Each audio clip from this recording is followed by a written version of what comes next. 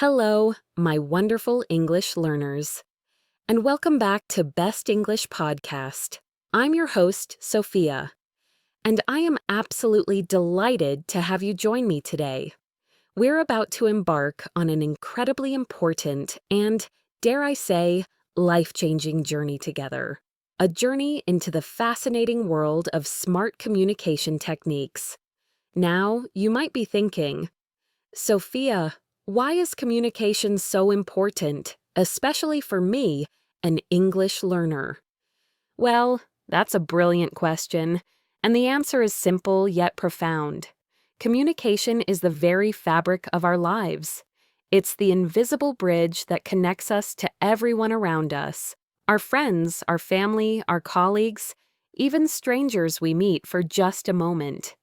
It's how we share our thoughts, express our feelings, build incredible relationships, solve tricky problems, and even dream big dreams together. And when you're navigating the exciting waters of learning a new language like English, mastering communication isn't just about memorizing vocabulary lists or perfecting grammar rules. It's about truly connecting with people, understanding the subtle nuances of human interaction, and making yourself genuinely understood. Ultimately, it's about building your confidence, one meaningful conversation at a time. Have you ever found yourself in a conversation where, despite speaking the same language, you felt like you and the other person were somehow on completely different wavelengths? Perhaps you tried your best to explain something, and they just didn't seem to grasp it. Or maybe someone was explaining something to you, and you were left with a nagging feeling of confusion or even frustration. Believe me, it happens to all of us, more often than we'd like to admit. I can vividly recall a time, not too long ago, when I experienced this firsthand, and it taught me a valuable lesson. I was trying to give directions to a dear friend who was visiting me from out of town. She was driving and I was navigating, feeling quite confident in my local knowledge. I remember telling her, with what I thought was perfect clarity, "Okay, so turn right at the big tree, then just go straight past the red building." Simple enough, right? Or so I confidently believed. A mere 5 minutes later, my phone rang, and it was my friend, her voice laced with a mix of frustration and amusement. "Sophia," she said, "I'm completely lost. There are like 10 big trees on this road, and the only red thing I see is a fence, not a building." My heart sank. What I had perceived as clear and concise instructions were, in reality, vague and misleading. I had assumed she saw what I saw, knew what I knew. It was a small incident in the grand scheme of things, but it was a powerful reminder of just how easily miscommunication can creep into our interactions, even when our intentions are perfectly good. That's precisely why delving into smart communication techniques is so incredibly vital. These skills are like a secret superpower that helps us gracefully avoid those frustrating misunderstandings, forge stronger, more authentic connections, and simply make our daily interactions smoother, more efficient, and far more enjoyable. Whether you're having a casual chat over coffee, acing a job interview, or delivering a presentation at work, these techniques will serve you well. Today, we are going to lay the absolute foundation of smart communication. And where do we begin this exciting journey? We begin with active listening. Yes, active listening. It sounds like such a straightforward concept, doesn't it? Yet it is, surprisingly, one of the most frequently overlooked and undervalued skills in our fast-paced world. Many people mistakenly believe that listening is merely about hearing words, allowing sounds to enter their ears. But active listening, my friends, is so much more profound than that. It's about truly understanding, not just patiently waiting for your turn to speak. It's about engaging your mind and your heart with what the other person is conveying. Take a moment to reflect on this. Have you ever been in the middle of sharing something important, something you genuinely wanted to convey, and you could just feel that the person you were talking to wasn't truly listening? Perhaps their eyes were glued to their phone, or they were glancing around the room, or maybe they kept interrupting you mid-sentence. How did that make you feel in that moment? Most likely unheard, perhaps a little dismissed, maybe even disrespected, right? That, my friends, is the polar opposite of active listening. That's passive listening, or sometimes not listening at all. So let's define it clearly. What is active listening?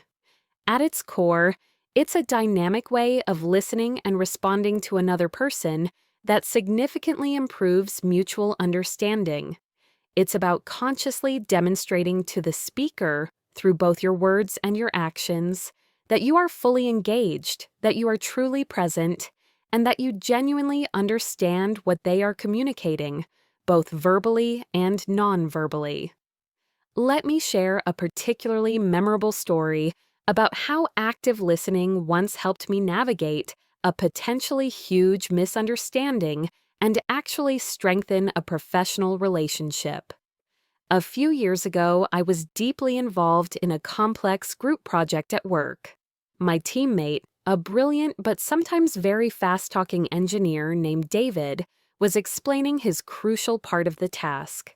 He was speaking at lightning speed, and to be honest, he was using a lot of technical terms and acronyms that I wasn't completely familiar with. My initial, almost automatic instinct was to simply nod along, feign understanding, and hope that I could piece it together later, because I really didn't want to appear slow or, even worse, ask him to repeat himself, which felt like an interruption. But then, a little voice in my head, the one that whispers about smart communication, reminded me of the profound importance of active listening. So, I took a deep breath, and at a natural pause in his rapid-fire explanation, I politely interjected, "David, forgive me for interrupting, but just to make absolutely sure I've got this right, are you saying that we need to first compile all the raw data from the old system, and then, and this is the crucial part, run it through the new data processing software program before we can even begin to analyze the results?" David, who had been on the verge of launching into his next point, paused. He looked at me for a moment, and then a wide smile spread across his face. His eyes lit up with genuine appreciation. "Exactly, Sophia," he exclaimed. "You've got it perfectly. You know, most people usually miss that second step, or they try to analyze the raw data directly, which creates all sorts of errors down the line." In that brief exchange, by simply summarizing what I thought he had said, and then asking that one clarifying question, I not only confirmed my understanding of a critical process, but also, more importantly, I showed him that I was truly paying attention, that I valued his input, and that I was committed to getting it right. He felt genuinely heard and understood, and I walked away feeling incredibly confident that I wouldn't make a costly mistake later on. It seemed like such a small, almost insignificant moment, but it prevented hours of wasted effort, potential frustration, and perhaps even a strained working relationship. That, my friends, is the quiet yet immense power of active listening in action. So, what are the fundamental components that make up this powerful skill of active listening? Let's gently peel back the layers and explore them together. First, and perhaps most obviously, is paying full attention. This means consciously putting away all the distractions that constantly vie for our attention. That includes your phone, the buzzing notifications, your mental to-do list for tomorrow, or even your thoughts about what you're going to have for dinner. It's about giving the speaker your undivided, complete attention.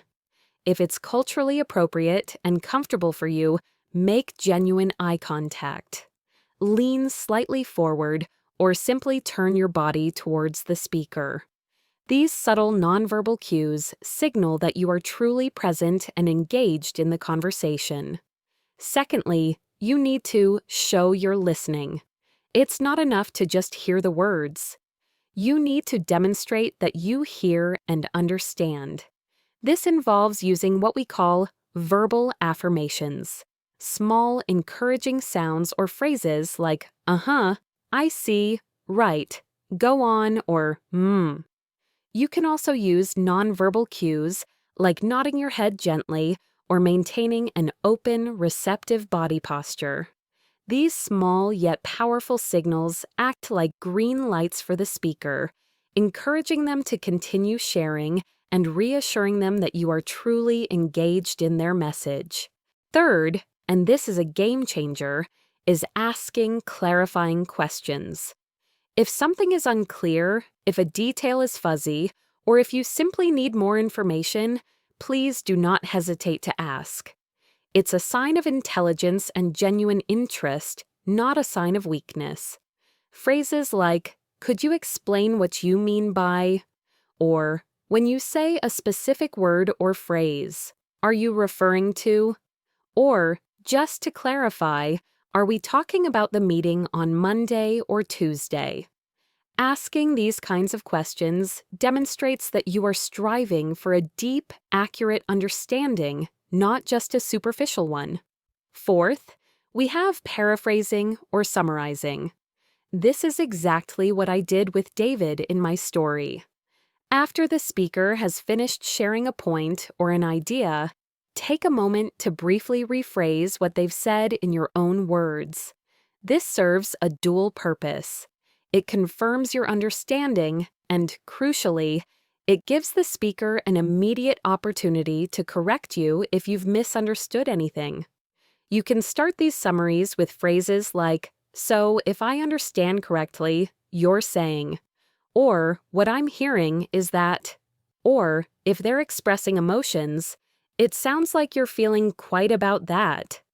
And finally, the fifth component is withholding judgment. This can be surprisingly challenging. Try your absolute best to listen without immediately forming an opinion, without mentally preparing your rebuttal, or without thinking about your own response.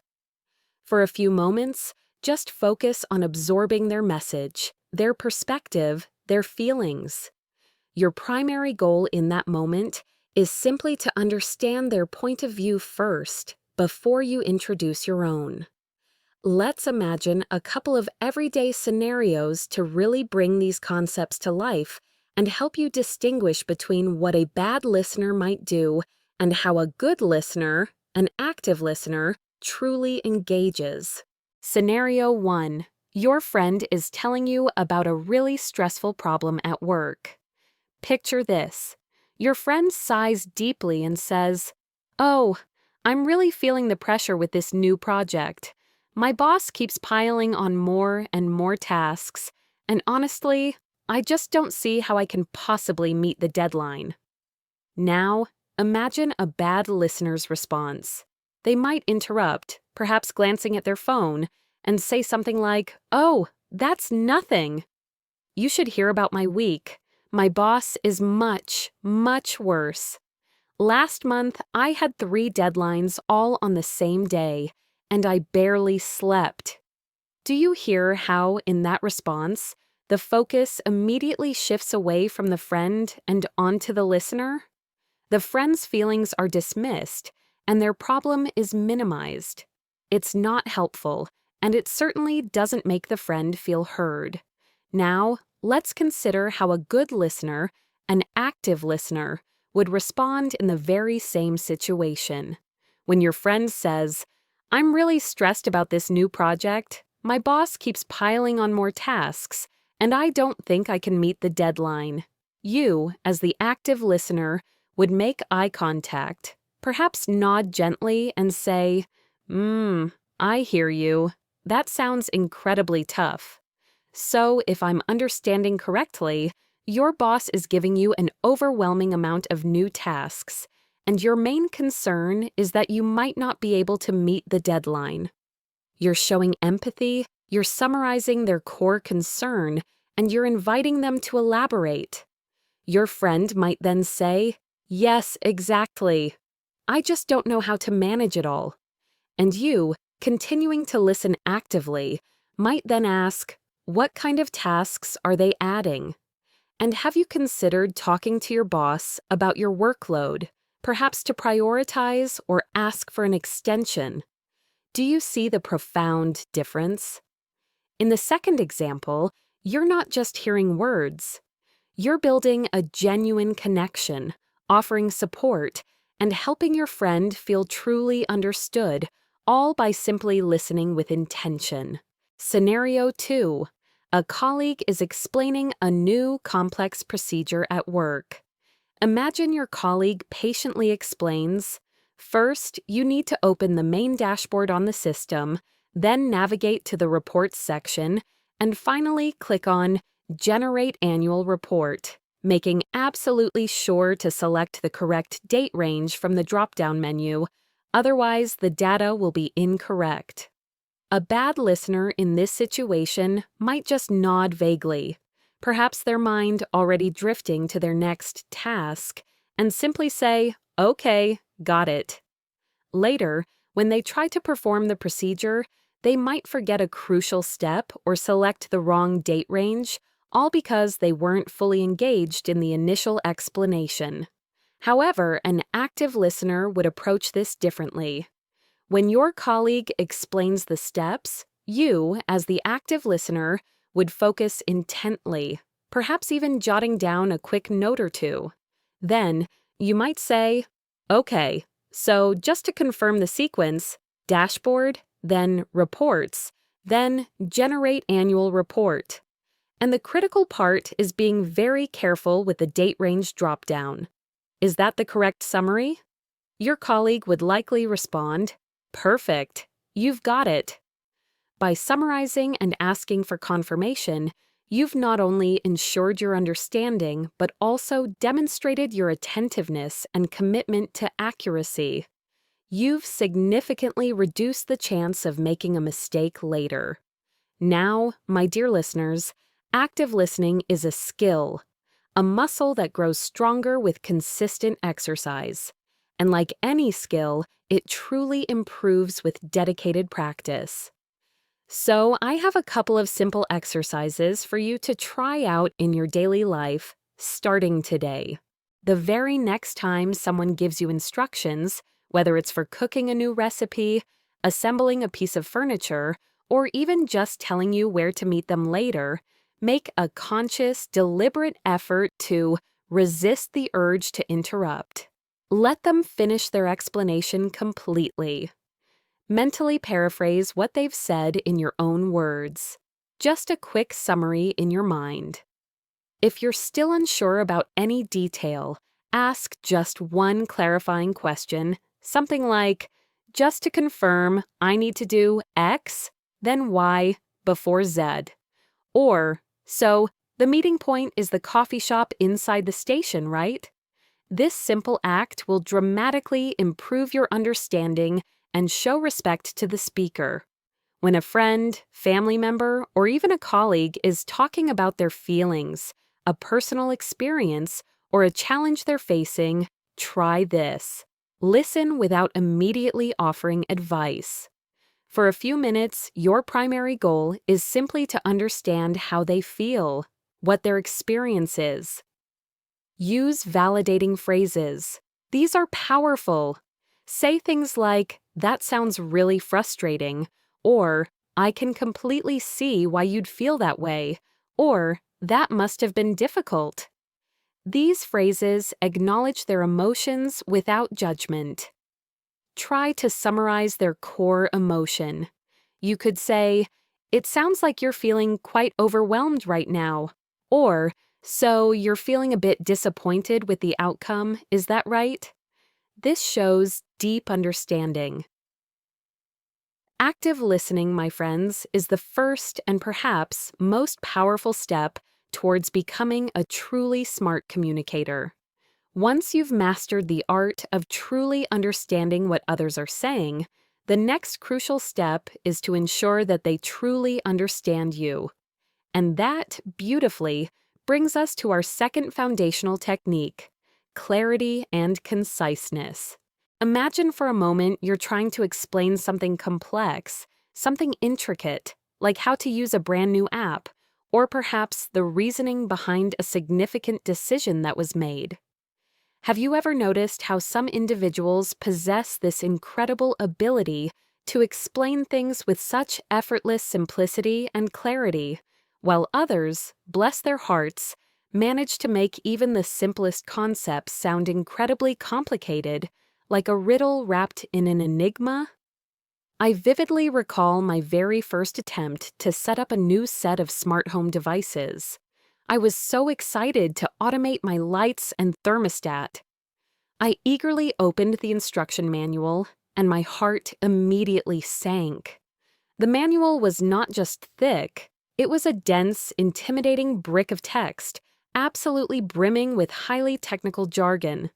It proudly declared things like, "Initiate device pairing sequence via the proprietary network protocol after configuring the SSID and SSID and password." My head started spinning. All I wanted to do was connect my lights to my home Wi-Fi, a task that, in my mind, should have been straightforward. I spent a frustrating hour feeling utterly lost, and honestly, a little foolish, because the language used was simply too complex, too specialized for a regular user like me. It felt as though they were speaking a secret code, and I didn't have the decoder ring. All I craved were simple, clear, step-by-step instructions. This rather frustrating experience, though minor, profoundly highlighted for me the immense importance of clarity, which means making your message incredibly easy to understand, and conciseness, which means using as few words as possible to convey your meaning without, of course, sacrificing any vital information. It's about being efficient with your words.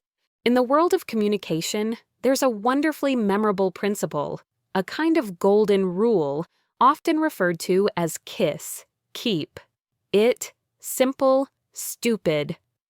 Now, before anyone takes offense, the word stupid here isn't meant to be insulting at all. It's simply a playful, yet highly effective, way to remind us not to overcomplicate things. The core idea behind KISS is to express yourself in the most straightforward, most direct, and most easily digestible way possible. Why, you might ask, is this principle so incredibly important, especially for you, my dear English learners?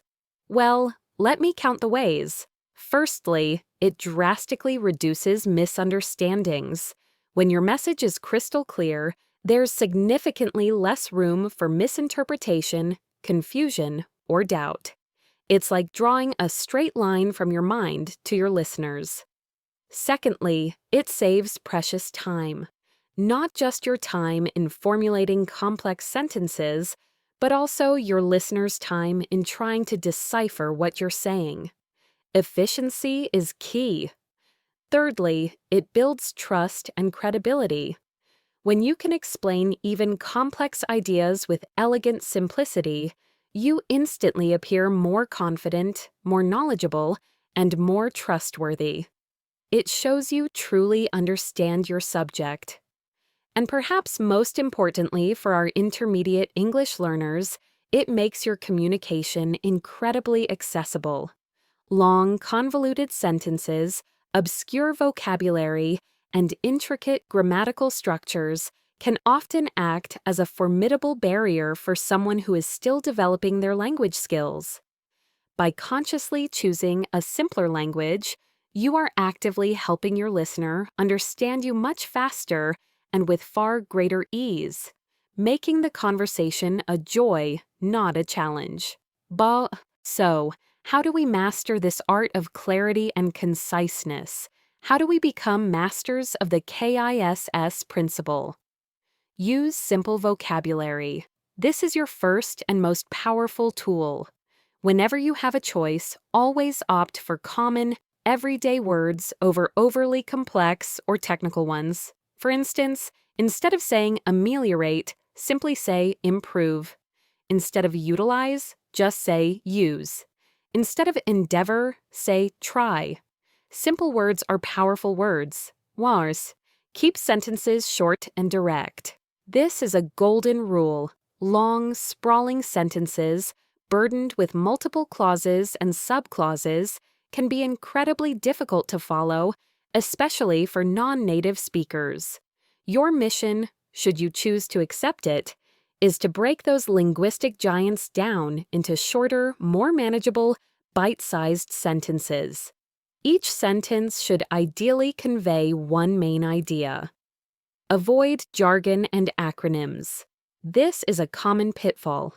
Unless you are absolutely 100% certain that your audience understands them, steer clear of industry-specific terms, technical slang, or abbreviations. If you absolutely must use them, make sure you explain them clearly the very first time you introduce them. Don't assume shared knowledge. Well, get straight to the point. Don't beat around the bush. As we say in English, don't take the scenic route. State your main idea, your core message, clearly and directly, right at the beginning of your statement or paragraph. Lead with your strongest point. Be specific. Vague language leads to vague understanding. Instead of saying, do something, be precise. Please send the email by 3 p.m. today. Instead of complaining about a lot of problems, describe which problems specifically. We're facing issues with the software compatibility and the delivery schedule. Specificity breeds clarity. Whereas that, let's illuminate these principles with some compelling before and after examples. As you listen, try to hear how much clearer, how much more impactful the after versions become. It's quite remarkable. Example 1. Imagine someone says, due to the fact that the meteorological conditions were adverse, our excursion was subject to postponement. Now, let's transform that into something clear and concise. Because of the bad weather, our trip was delayed. Do you hear the difference? Due to the fact that gracefully transforms into the simple because of. Meteorological conditions were adverse becomes the easily understandable bad weather. And subject to postponement is elegantly replaced by was delayed. It's like magic, isn't it? Much, much easier to grasp. Example 2. Here's another one. It is incumbent upon us to endeavor to ascertain the fundamental characteristics of the aforementioned apparatus prior to its operational initiation. Oh my goodness, that's a mouthful. Let's simplify it. We need to understand how this machine works before we start it. All those big, formal words. Incumbent upon us to endeavor to ascertain collapses beautifully into we need to understand. Fundamental characteristics becomes the straightforward how it works.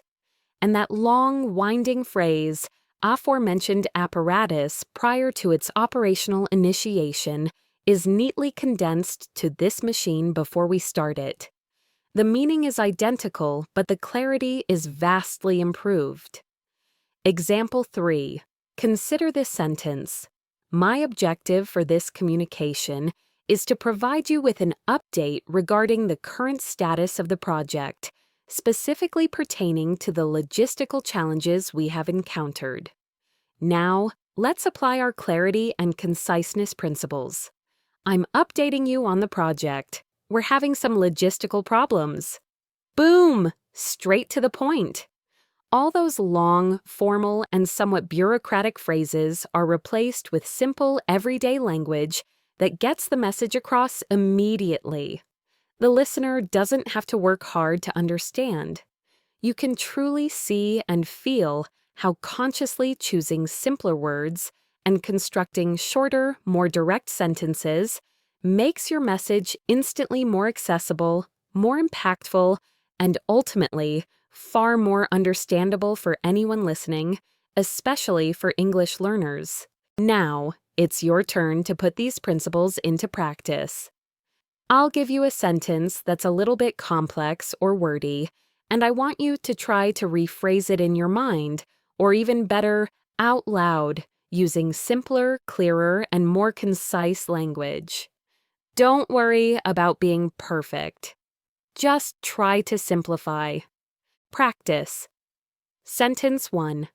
It is imperative that all personnel facilitate the immediate dissemination of the newly acquired procedural directives. Take a moment.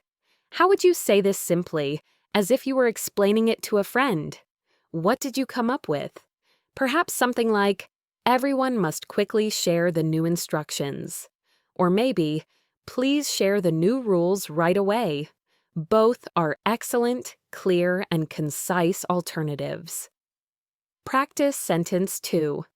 The cessation of precipitation has permitted the commencement of outdoor recreational activities. A bit formal, isn't it? What does that really mean in plain English? How about, the rain has stopped, so we can play outside? Or, even simpler, it stopped raining, so we can go outside.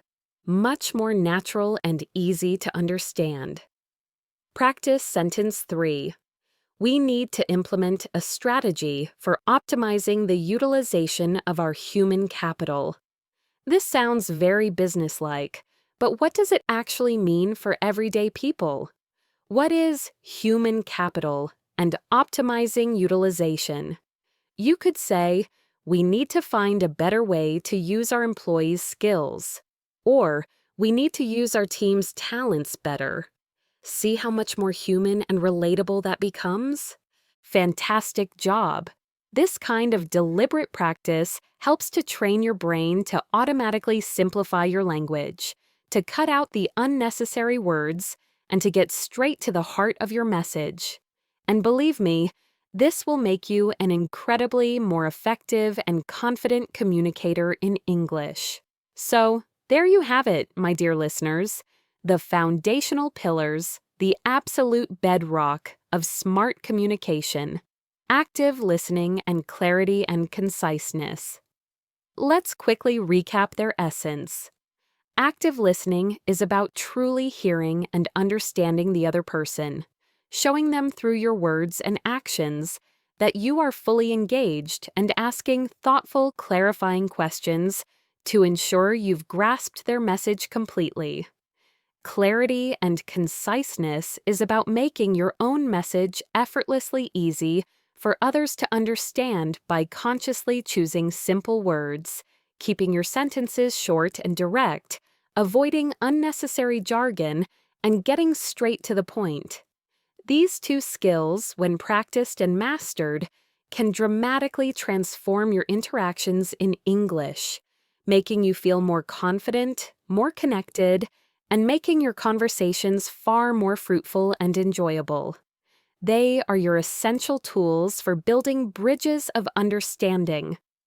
Now, let's move to a communication technique that is deeply intertwined with nonverbal cues, and is, in my opinion, one of the most beautiful and powerful skills a human being can possess: empathy and perspective taking.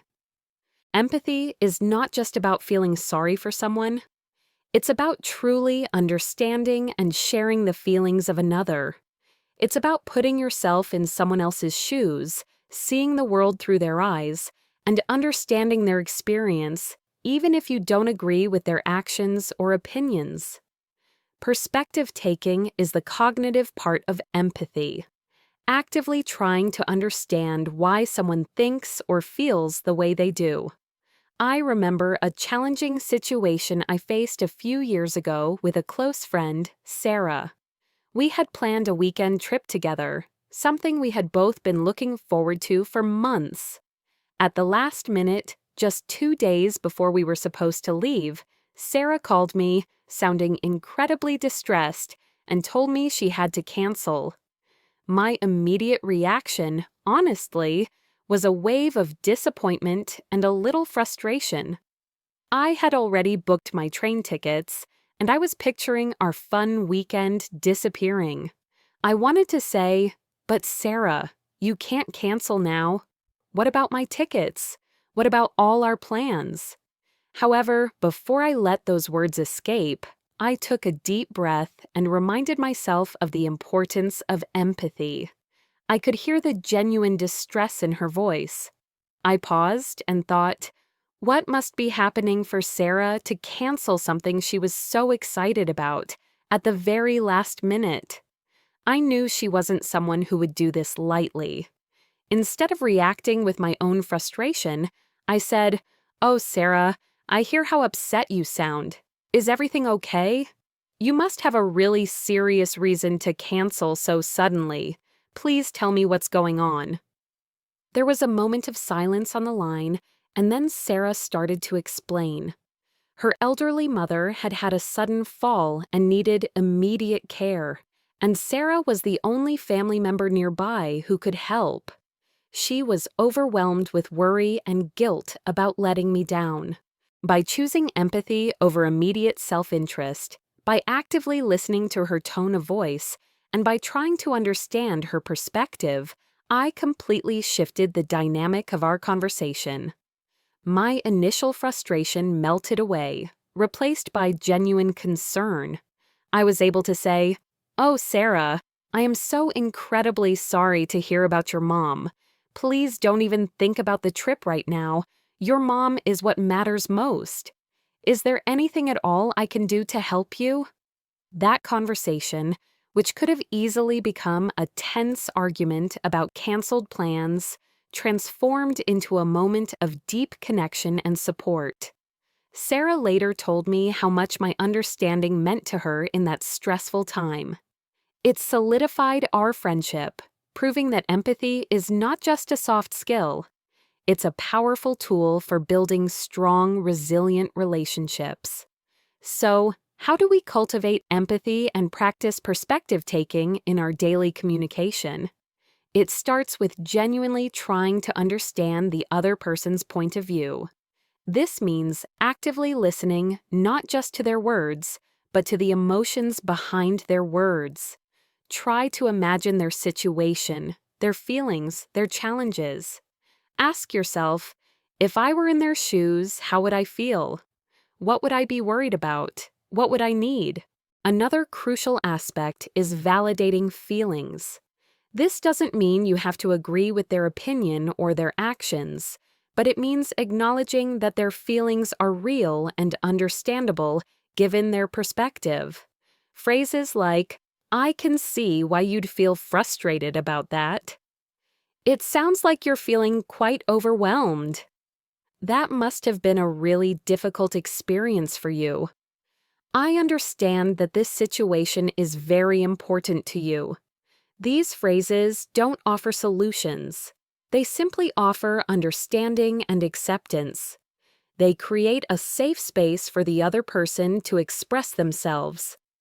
Avoid dismissive responses, which are the opposite of empathetic ones. Dismissive responses often minimize the other person's feelings or problems. For example, if someone says, "I'm really upset about losing my job," a dismissive response would be, "Oh, don't worry, you'll find another one. It's not a big deal." An empathetic response would be, "I'm so sorry to hear that. That must be incredibly tough right now." Do you hear the difference? One shuts down the conversation, the other opens it up. Let's practice a little. Imagine these scenarios and try to formulate an empathetic response in your mind. Your practice exercise, crafting empathetic responses. Scenario 1. Your friend tells you, "I studied so hard for that English exam, but I still didn't get the grade I wanted. I feel so disappointed." Think about it. How would you respond empathetically? validating their feelings without trying to fix the problem immediately. What did you come up with? You might say, "Oh no, that's really tough. I can imagine how disappointing that must feel after putting in so much effort." Or, "I'm so sorry to hear that. It sounds like you're feeling quite down about it." Both responses acknowledge their emotion and show understanding. Scenario 2. A colleague at work says, "I'm really struggling with this new software. It's so complicated, and I feel like I'm falling behind." How would you respond empathetically, showing you understand their struggle? You could say, "I hear you. New software can be really challenging to learn, and it's understandable to feel a bit overwhelmed when you're trying to keep up." Or, "It sounds like you're having a tough time with the new software. I can see why that would be frustrating." By practicing empathy, you're not just improving your communication skills. You're building deeper, more meaningful connections with the people around you. You're showing them that you care, that you're truly listening, and that you value their feelings and experiences. So, as we transition to our next set of powerful techniques, remember the two we've just explored: nonverbal communication and empathy and perspective taking. Nonverbal communication is your silent language, your body, your face, your voice tone, all speaking volumes. Make sure they align with your words to send a clear, consistent message. And empathy is your ability to step into another's shoes, truly understand their feelings, and validate their experience. These skills will transform your interactions from mere exchanges of information into rich, meaningful connections. Now that we've explored the foundations of listening and understanding, and the power of unspoken messages and empathy, let's move on to two more crucial elements of smart communication: effective questioning and giving and receiving feedback constructively. These skills are like the tools in a detective's kit. They help you uncover information, clarify situations, and help others grow. Have you ever noticed how some people can ask a question that immediately opens up a conversation, making you feel comfortable sharing more, while others ask questions that feel like an interrogation or lead to a dead end? The art of asking smart questions is truly a skill that can unlock deeper understanding and richer discussions. I once knew a brilliant journalist, a mentor of mine named Alex, who had this incredible knack for getting people to open up and share their stories. It wasn't because he was famous or intimidating. It was because of the way he asked questions. I remember watching him interview a shy artist who was initially very reserved. Alex didn't start with, "Did you like painting that picture?" which is a closed question that only invites a yes or no answer. Instead, he began with, "Tell me about the moment you first felt inspired to create this piece. What emotions were you experiencing?" This was an open-ended question. It invited the artist to tell a story, to share details, to elaborate. The artist's eyes lit up, and he began to describe the vivid sunset that had sparked his creativity, the feeling of peace he had, and how he translated that onto the canvas. Alex then followed up with probing questions like, "And when you say peace, what exactly did that feel like in that moment?" Or, "How did that feeling influence your choice of colors?" These questions weren't about judging. They were about understanding, about digging deeper into the artist's experience. By the end of the interview, the artist was talking freely, passionately, and sharing incredible insights, all because Alex knew how to ask the right questions. He was like a detective, but a very kind and curious one, gently uncovering layers of information. So, what makes a question smart? It's often about choosing between open-ended questions and closed questions, and knowing when to use each. Closed questions are those that can be answered with a simple yes or no, or a very short, specific piece of information. For example, did you finish the report? What time is the meeting? Is this the correct file? These are useful when you need quick facts, confirmation, or to narrow down information. They are efficient for getting specific answers. However, open-ended questions are the ones that invite longer, more detailed answers. They encourage the other person to explain, describe, or share their thoughts and feelings. They typically begin with words like who, what, where, when, why, how, tell me about, describe. These questions are fantastic for gathering information, exploring ideas, understanding perspectives, and encouraging deeper conversation. They signal genuine interest and curiosity. For example, instead of asking a colleague, "Did you have a good weekend?" which is a closed question, you could ask, "What was the highlight of your weekend?" This invites a more engaging response. Instead of, "Is the project going well?" try, "How is the project progressing, and what are some of the key challenges you're facing?" This opens up a dialogue about progress and potential issues. It's also important to avoid leading questions. These are questions that subtly suggest the answer you expect or want to hear. For example, "You agree with my idea, don't you?" This puts pressure on the other person to agree, even if they don't. A better approach is, "What are your thoughts on my idea?" This invites honest feedback. Let's try a quick practice. I'll give you a closed question, and I want you to transform it into an open-ended one. Your practice exercise, transforming questions. Practice question 1. Are you happy with your new English class? How could you make this an open-ended question that invites more detail? What did you come up with? Perhaps, what do you like most about your new English class? Or, how are you finding your new English class so far? Both encourage more than a simple yes or no. Practice question 2. Did you finish your homework? How can you ask this in a way that encourages more explanation? You might say, "How did your homework go?" Or, "Tell me about your experience with the homework."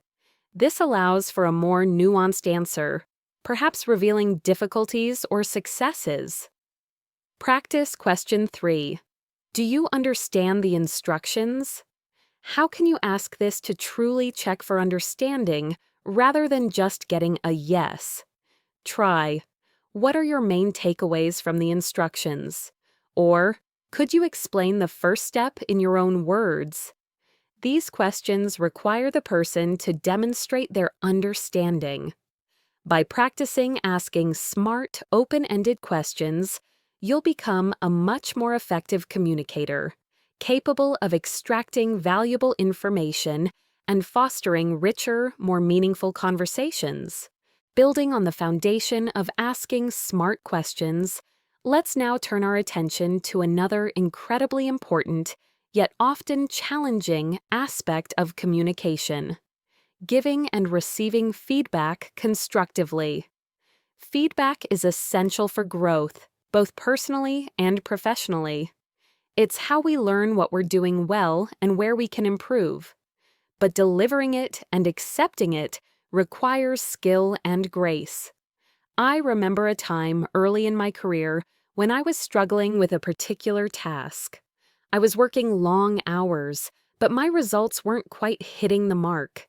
My manager, Mr. Chen, called me into his office. My heart pounded. I expected criticism, perhaps even anger. But what I received was a masterclass in constructive feedback. He didn't start by saying, "Sophia, your work is not good enough." Instead, he began by acknowledging my effort. "Sophia," he said, "I've noticed you've been putting in a lot of extra hours on this project, and I truly appreciate your dedication." This was the positive part, often called the feedback sandwich. Starting with something good, then he moved to the area for improvement, but he was specific and focused on the behavior, not me personally. However, he continued gently, I've observed that the reports you're submitting are sometimes missing key data points, specifically in the financial analysis section. For example, in last week's report, the revenue projection for Q3 was not included. He gave me a concrete, observable example. He didn't say, "You're bad at finance." He said, "The report is missing this specific thing." Finally, he ended with a supportive and forward-looking statement. If we can ensure those specific data points are always included, your reports will be even more impactful. I'm happy to sit down with you and go through the template again, or answer any questions you have to make sure you feel confident. He offered help and showed belief in my ability to improve. I walked out of that meeting not feeling defeated, but empowered. Because his feedback was specific, actionable, and delivered with support, I knew exactly what I needed to change, and I felt encouraged to do so. That's the power of constructive feedback. So, why is feedback so important? It's the fuel for improvement. It helps us see our blind spots and understand how our actions are perceived by others. But how do we give it effectively? And just as importantly, how do we receive it gracefully? When giving feedback, remember these principles. Be specific. General statements like, "You need to be better," are useless. Instead, describe a specific behavior or action. "You interrupted me 3 times during the meeting" is specific. Focus on the behavior, not the person. Instead of, "You are disorganized," say, "I noticed that your desk is quite cluttered," which might make it hard to find documents quickly. Be timely. Give feedback as soon after the event as possible, while it's still fresh in everyone's mind. Be constructive and actionable. Offer suggestions for improvement, not just criticism. Perhaps you could try organizing your files into folders by project is actionable. Use I statements. This makes the feedback about your perception, not an accusation. Instead of, "You always talk too much," say, "I felt it was difficult for me to share my ideas when you spoke for a long time." Balance with positives. The feedback sandwich is a good technique for less experienced feedback givers. Start with something positive, then the area for improvement, and end with another positive or an offer of support. Now, let's talk about receiving feedback, which can be even harder. Our natural instinct might be to get defensive, to explain ourselves, or to argue. But receiving feedback well is a sign of maturity and a commitment to growth. When someone gives you feedback, listen actively. This is where our first technique comes back. Don't interrupt. Let the person finish. Focus on understanding their perspective. Don't get defensive. It's not about you as a person. It's about a specific action or behavior. Try to separate your feelings from the message. Ask clarifying questions. If something is unclear, ask, "Could you give me a specific example of when I did that?" Or, "What would you suggest I do differently next time?" This shows you're taking it seriously and want to understand. Thank the person. Even if the feedback is difficult to hear, thank them for taking the time and effort to give it to you. It shows respect. Thank you for sharing that with me. I appreciate you pointing it out. Reflect and decide. You don't have to agree with all feedback, but you should reflect on it. Consider if it's valid and how you might apply it. Let's practice a scenario for giving and receiving feedback. Your practice exercise. Feedback role play. Your friend often arrives late when you make plans. You want to give them feedback. Giving feedback. How would you approach your friend using the constructive principles? Think about it. You might say, "Hey, I really enjoy spending time with you. I've noticed lately that when we make plans, you often arrive late. For example, last Tuesday, we were supposed to meet at 6 p.m., and you arrived at 6:30. This makes me feel a bit frustrated because I value our time together. Could we try to be more punctual for our next meeting?" This is specific, uses I statements, and offers a solution. Receiving feedback. Now, imagine your friend gives you that feedback. How would you receive it gracefully? You might say, "Oh, I'm really sorry about that. Thank you for telling me. I didn't realize it was affecting you that way. Can you give me another example so I can understand better?" Then, "I'll definitely make an effort to be on time next time." Mastering giving and receiving feedback is a powerful skill that fosters trust, improves performance, and strengthens relationships. It's a cornerstone of smart communication. We've covered a lot of ground so far, haven't we? From the bedrock of active listening and clarity, through the silent power of nonverbal cues and empathy, to the essential tools of smart questioning and constructive feedback. Now, let's confront some of the most challenging, yet unavoidable aspects of communication: navigating difficult conversations and conflict, and the art of saying no gracefully and assertiveness. These are the moments when our communication skills are truly tested, and mastering them can bring immense peace and effectiveness to your life. Have you ever found yourself dreading a conversation? Perhaps you needed to address a misunderstanding, or discuss a sensitive topic, or even resolve a disagreement with someone important to you. It's natural to feel uncomfortable, even anxious about these difficult conversations. Many people avoid them altogether, hoping the problem will just disappear. But often, avoiding conflict only makes it worse. I recall a situation with my neighbor, Mr. Henderson. He had a beautiful but very large tree in his garden, and its branches were growing over into my yard, dropping leaves and small fruits everywhere, especially on my patio. It was becoming quite a mess, and I was getting frustrated, but I kept putting off talking to him. I didn't want to create any bad feelings. He was a kind old man. I imagined him getting angry, or me getting angry, and the whole situation turning ugly. After weeks of sweeping leaves, I realized avoiding the conversation was actually making me more resentful. So I decided to approach it with a smart communication mindset. I didn't start by accusing him. Instead, I focused on the issue and how it affected me. One sunny afternoon, I saw him in his garden and walked over. I started by saying, "Good afternoon, Mr. Henderson. Your tree is absolutely magnificent." I began with a positive observation. Then I used an I statement to explain my concern. "I wanted to talk to you about something that's been on my mind.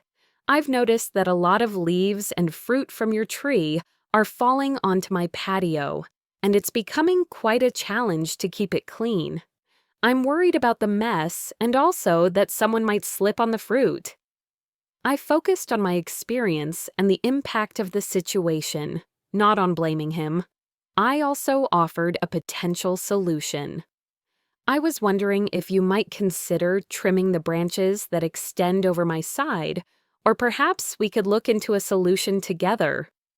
Mr. Henderson listened intently. He hadn't realized the extent of the problem. He said, "Oh, Sophia, I'm so sorry. I hadn't noticed how much was falling. Of course, I'll take care of it right away. Thank you for bringing it to my attention so kindly." The conversation, which I had dreaded, turned out to be incredibly easy and productive. Why? Because I focused on finding common ground, expressing disagreement respectfully, and using I statements. I didn't attack him. I addressed the problem. When managing disagreements and conflict, remember these crucial steps. Focus on the issue, not the person. Separate the problem from the individual.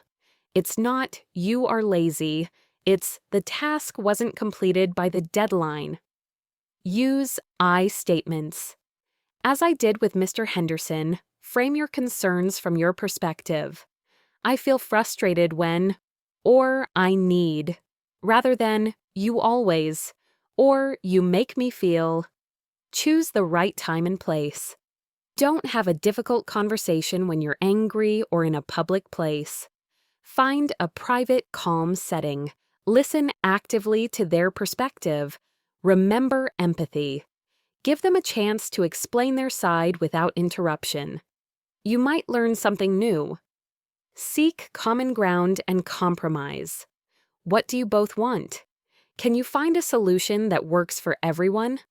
Sometimes it's about finding a middle path where both parties feel heard and respected. Express disagreement respectfully. You can disagree without being disagreeable. Phrases like, "I understand your point, and I see it differently because," or "I respect your opinion, but I have a different perspective on this." Let's try a quick practice for respectful disagreement. Your practice exercise, respectful disagreement. A friend suggests a plan for the weekend that you really don't like. Instead of just saying, "No, I hate that idea," how can you disagree respectfully? Think about it. How can you acknowledge their idea while stating your preference? You might say, "That's an interesting idea, and I can see why you'd enjoy that." For me, I was hoping to do something a bit more relaxing this weekend, like going to the park or watching a movie. How would you feel about that? This acknowledges their idea, states your preference using I statements, and offers an alternative. Now, let's tackle another challenging aspect of communication: saying no gracefully and assertiveness. Many of us find it incredibly difficult to say no. We worry about disappointing others, appearing unhelpful, or even damaging relationships. So we often say yes when we really mean no, leading to stress, burnout, and resentment. But learning to say no assertively, yet politely, is a vital self-care skill and a cornerstone of smart communication. I remember a period in my life when I was a classic yes person. If anyone asked me for a favor, no matter how busy I was, I would say yes. My calendar was overflowing, I was constantly exhausted, and I felt like I was always letting someone down because I couldn't possibly fulfill all my commitments. One day, a friend asked me to help her move furniture on the same day I had a very important deadline at work. My immediate instinct was to say yes, even though I knew it would be impossible.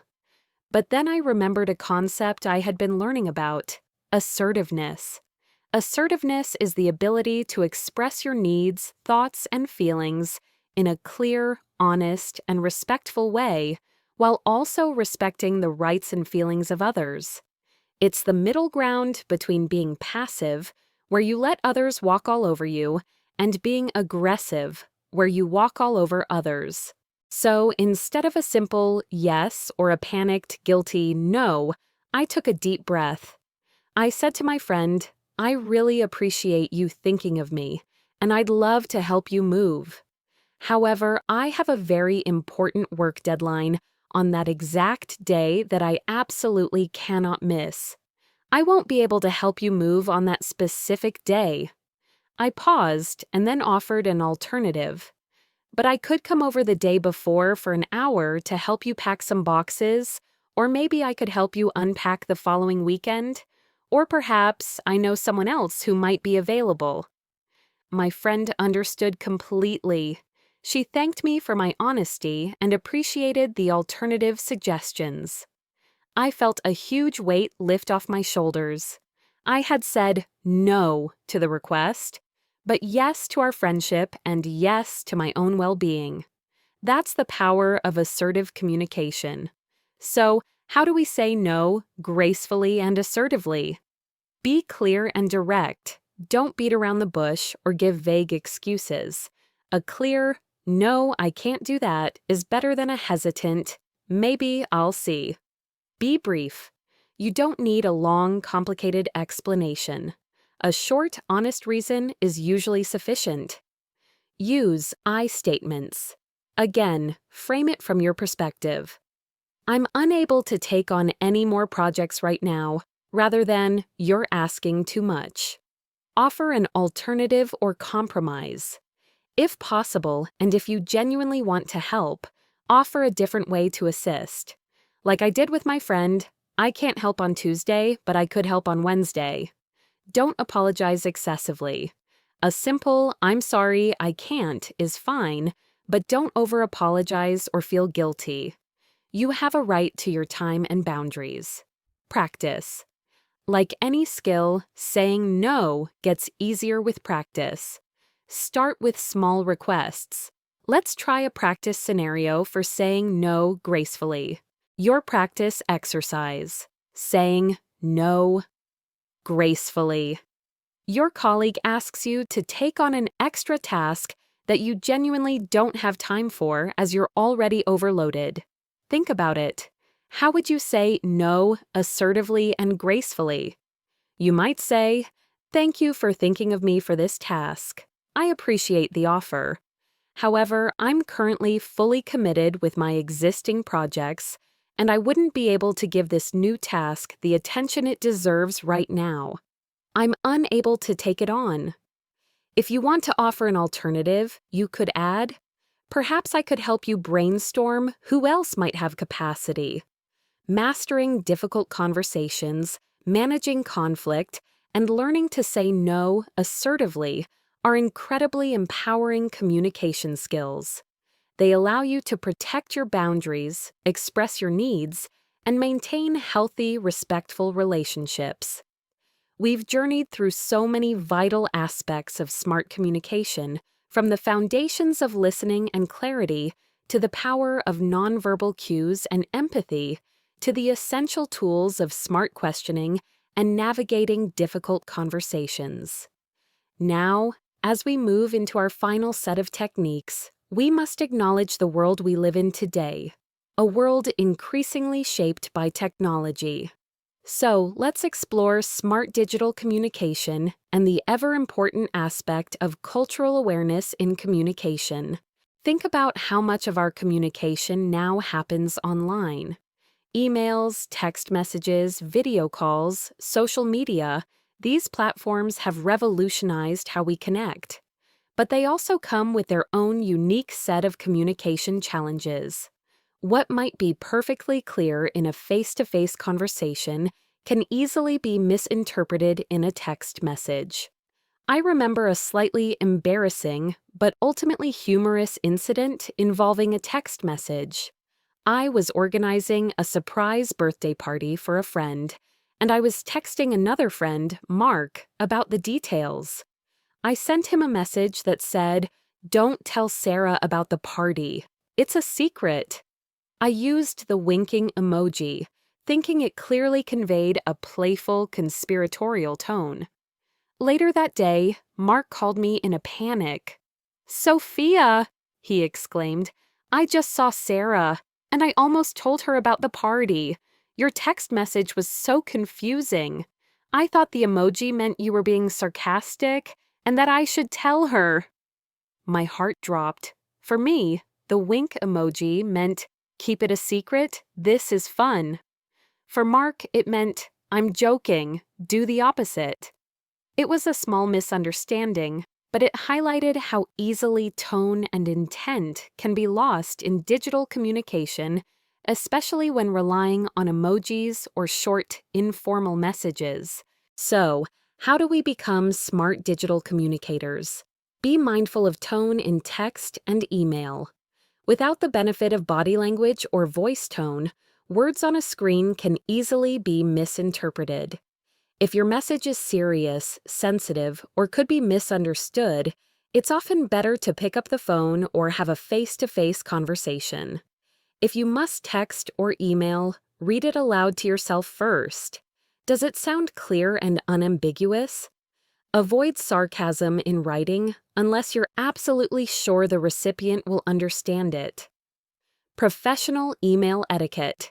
When writing professional emails, remember, clear subject lines. Make them informative so the recipient knows what the email is about at a glance. Concise body. Get to the point quickly using clear, simple language. Proper greeting and closing. Always start with a polite greeting and end with a professional closing. Proofread. Check for spelling and grammar errors. A polished email reflects professionalism. Video call presence. Video calls are now a staple of communication. Remember, lighting and background. Ensure you're well lit and your background is tidy or professional. Eye contact. Try to look at your camera, not just the screen, to simulate eye contact. Active listening. Nod, smile, and use verbal affirmations to show you're engaged. It's harder to read nonverbal cues on a screen, so make an extra effort. Minimize distractions. Mute your microphone when not speaking, and try to have a quiet environment. Let's do a quick practice for digital communication. Your practice exercise. Drafting a professional email subject line. You need to send an email to your English teacher to ask for an extension on an assignment. Think about it. What would be a clear, concise, and professional subject line? You might come up with request for assignment extension, your name, assignment name, or English class, assignment extension request. Both are clear and immediately tell the teacher what the email is about. Finally, and perhaps most profoundly, let's discuss cultural awareness in communication. In our increasingly interconnected world, we are constantly communicating with people from different backgrounds, different countries, and different cultures. What is considered polite or normal in one culture might be rude or confusing in another. This is where smart communication truly shines, adapting your style to bridge cultural gaps.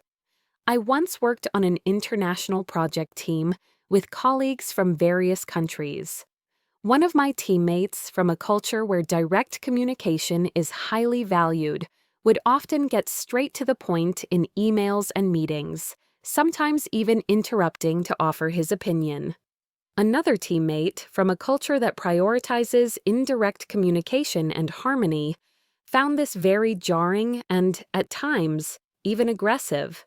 He would often use very polite, indirect language, sometimes implying things rather than stating them directly to avoid causing offense. This led to some friction. The direct communicator felt the indirect communicator was being evasive or unclear, while the indirect communicator felt the direct one was rude and disrespectful. It wasn't about bad intentions. It was about different cultural communication norms. I had to step in and facilitate understanding. I explained to the direct communicator that in some cultures, maintaining harmony and saving face are paramount, and directness can be perceived as confrontational. And I explained to the indirect communicator that in other cultures, directness is a sign of honesty and efficiency, and indirectness can be seen as unclear or even untrustworthy. It was a powerful lesson in adapting our communication styles. So, what are some key areas where cultural communication norms can differ? Direct versus indirect communication. Some cultures prefer messages to be explicit and straightforward. Others prefer them to be more subtle, relying on context, hints, and nonverbal cues. High context versus low context cultures. In high context cultures, much of the meaning is embedded in the context, shared history, and nonverbal cues. In low context cultures, meaning is primarily conveyed through explicit verbal messages. Eye contact. As we discussed earlier, the appropriate amount and intensity of eye contact vary greatly. Personal space. The comfortable distance between people during a conversation differs.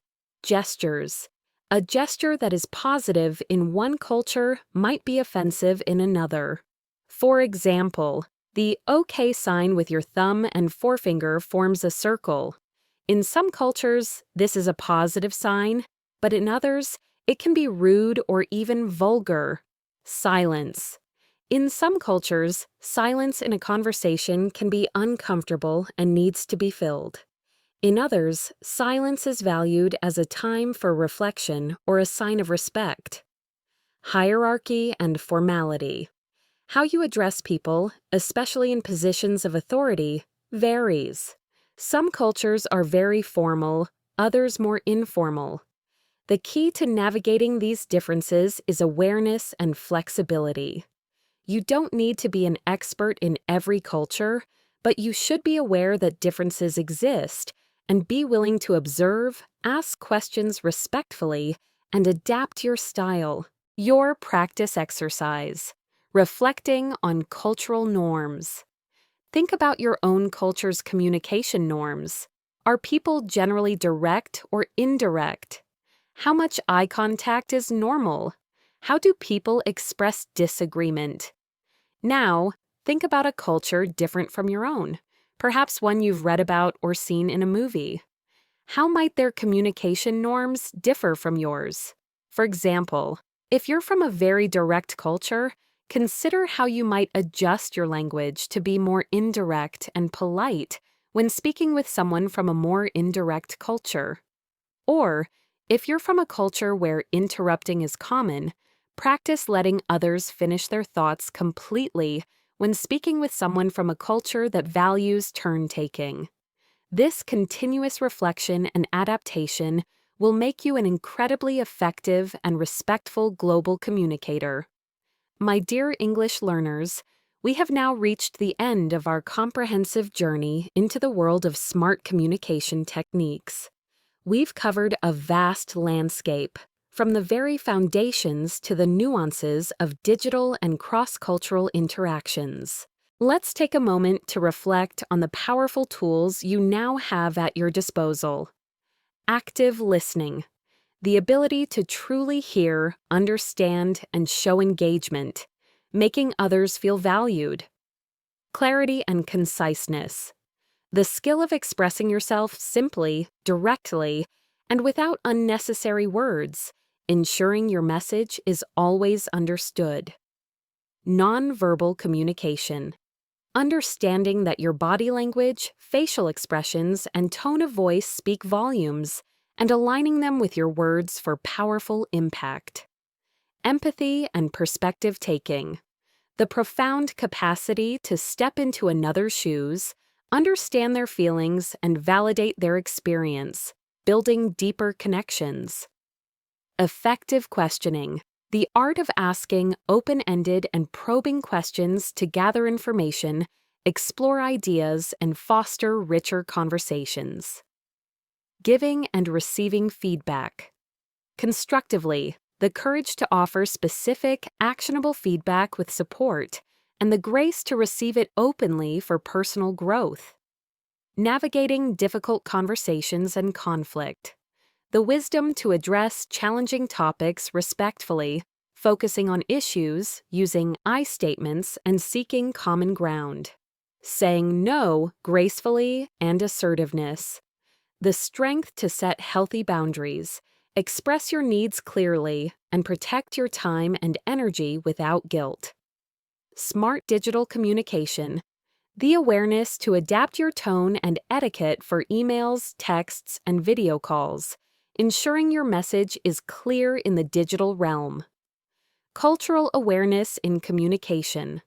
The flexibility to recognize and adapt to diverse communication norms, fostering understanding and respect across cultures. Remember, communication is not a destination. It's a continuous journey of learning and practice. Every conversation is an opportunity to apply these techniques to observe, to learn, and to grow. Don't be afraid to make mistakes. They are simply stepping stones to improvement. The more you practice, the more natural and effortless these smart communication techniques will become. I encourage you to choose one or two techniques from today's extensive discussion that resonated most with you, and make a conscious effort to practice them in your daily interactions this week.